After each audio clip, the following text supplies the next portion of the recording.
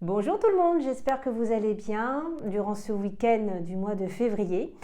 De mon côté, tout va très bien. Je vous remercie pour les nombreux commentaires et d'avoir partagé mes dernières vidéos sur les remèdes pour l'année 2024, sur l'horoscope également et puis la Flying Star du mois de février avec les prévisions. Merci beaucoup en tout cas.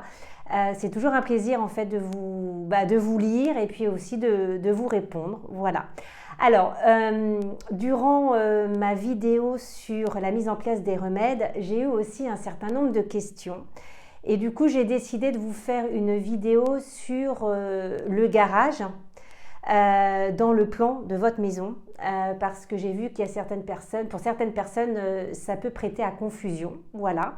Donc, j'ai pris du coup les devants. Je vous ai fait un plan d'une maison que vous découvrez en fait derrière moi.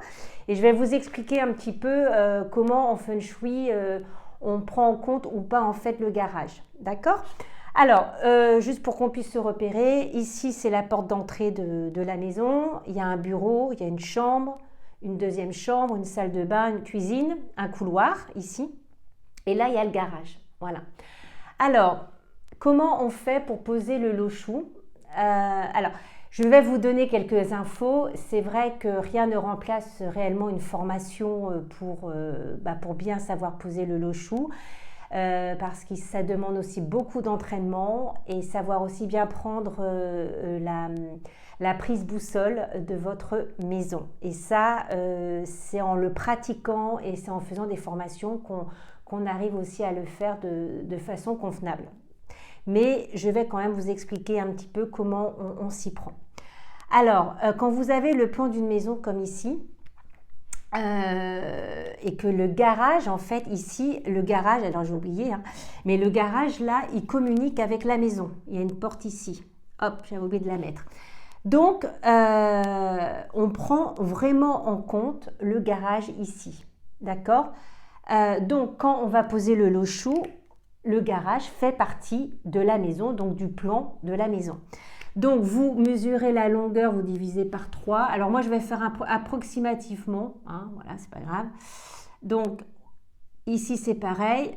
On divise par 3. Hop, donc on fait ça, ça et ça. Ça, jusque-là, c'est très simple. C'est des petites divisions par 3. Mais après, c'est comment poser, en fait, les bonnes orientations. Alors, soit vous allez avec une boussole que vous téléchargez sur votre smartphone, vous allez dans le carré du milieu, voilà, donc vous êtes ici à peu près, carré du milieu, et vous regardez qu'est-ce qu'elle indique, la boussole, d'accord ? Par exemple, si elle indique l'ouest, l'ouest il est ici, le sud-ouest est ici, le nord-ouest, après on a l'ouest, le nord, pardon, le nord-est, l'est, le sud-est et puis l'est.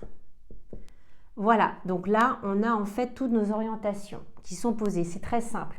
Prenez une boussole, vous êtes face à cette... Là, en fait, c'est la façade. On considère qu'ici, en Feng Shui, c'est la façade et on est au niveau de la porte d'entrée. Donc, quelle énergie, en fait, baigne la façade, de quelle énergie c'est une énergie ouest, parce qu'avec la boussole, quand on est là, elle montre l'ouest.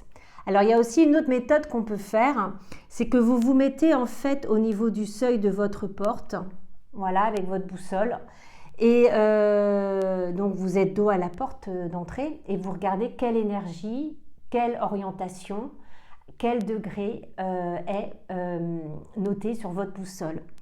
Et c'est très simple, les boussoles qu'on télécharge en fait sur les smartphones, ils vous donnent en fait l'orientation, donc là en l'occurrence l'ouest, et le degré. Alors, il faut quand même savoir que le degré est très important, vraiment très important, parce que l'ouest se divise, mais tous les autres se divisent en 3. Il y a ouest 1, mais aussi ouest 2 et ouest 3, suivant les degrés qu'on trouve. Voilà. Et ça, quand on veut vraiment faire une analyse poussée Feng Shui de la maison, d'accord, il faut avoir le degré exact de la porte d'entrée parce que ça va nous donner des indications par la suite pour faire la Flying Star. Donc, je vous ferai une deuxième vidéo pour vous expliquer un petit peu comment ça se passe. Voilà. Mais il ne faut vraiment pas se rater dans la prise boussole de votre maison. Si vous vous ratez dans la prise boussole de votre maison, vous ratez toute l'expertise. Par exemple, si vous avez mal calibré votre boussole, si elle n'est pas bien calibrée, pas bien réglée donc, si vous trouvez le sud-ouest, voilà, si vous trouvez en fait le sud-ouest alors que c'est l'ouest, vous allez décaler tous vos secteurs. Donc, vous n'allez pas vous repérer avec les bons secteurs. Donc ça, c'est vraiment important de bien faire les choses avant tout. D'accord ? Là, le garage, il fait partie de la maison, donc on le considère. Donc le secteur nord-ouest, ici, qui est le secteur de l'homme, de la justice, de la chance, se trouve dans le garage. Donc ça veut dire aussi que, alors ça peut faire sourire, mais que l'homme, parce que c'est le secteur de l'homme, peut aimer être dans son garage pour bricoler, pour s'occuper de sa moto, de sa voiture. C'est là qu'il range ses petites affaires. Voilà, ça peut être aussi traduit comme ça. Et le garage doit être clean, rangé, nettoyé assez souvent. C'est pas un fourre-tout, un débarras. Parce qu'en fait, si c'est un gros bazar dans le garage, ça veut dire aussi que c'est le secteur du père de famille, de l'homme. Il se peut du coup que, vu que ce secteur-là, c'est le bazar, et bien que vous retrouvez, que l'homme se retrouve en berne, que l'homme ait des difficultés à concrétiser certains projets, à mettre en place certaines choses, à se sentir bien dans sa vie, tout simplement. Parce qu'il y a une énergie qui stagne avec tout le bazar qu'on peut retrouver parfois dans les garages. Voilà. Moi, je sais que ma maison ressemble à cette configuration-là. Le garage fait partie du plan de la maison, il n'est pas séparé. Et là, il est bien clair que on fait très attention. Donc, on a aménagé notre garage, mais on a aussi aménagé des rampes de rangement pour que ça soit nickel, dans des belles boîtes en plastique. Et de temps en temps, on va aussi à la déchetterie pour se débarrasser de certaines choses. Voilà. Donc, ça, c'est pour faire justement, bien savoir poser le lo-shu. C'est très important. Ensuite, j'ai eu une autre... Alors, par exemple, on peut... là, je vais effacer. J'ai eu aussi une autre question. Voilà. On imagine qu'ici, c'est le plan d'une maison. C'est la maison, d'accord ? Voilà, on y entre par là.